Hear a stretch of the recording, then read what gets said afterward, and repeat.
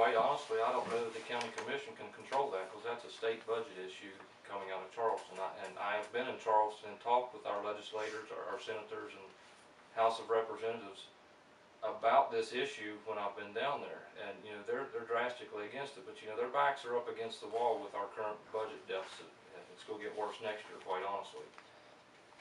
How can the county commission approach that?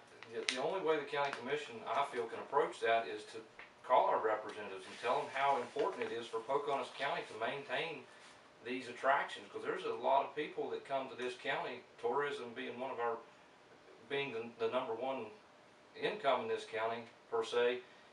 We have to make sure that those positions remain where they are. You know, the Greenbrier River Trail, unprecedented amount of people come to bike and hike and ride horseback, camp. Same with Seneca State Forest and Droop Mountain. I mean, like you say, the list goes on. So my position as a county commissioner is to make sure our state leaders know how important it is to Pocahontas County to maintain these. You know, other than that, I mean, we don't have control what the cuts will be. Those are state agencies instead of county agencies.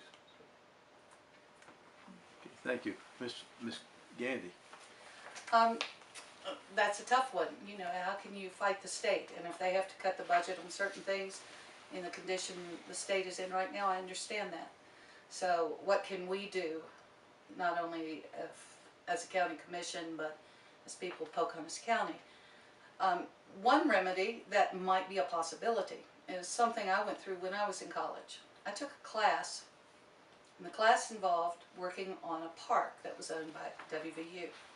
I had to clean the trails, I had to paint, I had to rake, and I got 3 hours credit.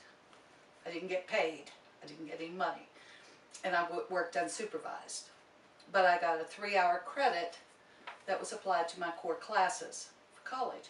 If there was some way we could utilize some of our students in this county in a summer program where they could earn college hours for maintaining some of these parks, I think it's something maybe we should look into.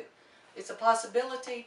I know it's been done before through the universities, and if it helps them, if the ones that's going on to college, I think it's worth giving it a shot. Other than that, we might have to just rely on all the volunteers we have in this county to show up on certain dates to do things. I mean, we have a great group of volunteers in this whole county, and they work hard. They're the kind that show up to work. They don't come dressed for show. So I think there's a lot of possibilities, and I think we might have to think outside the box.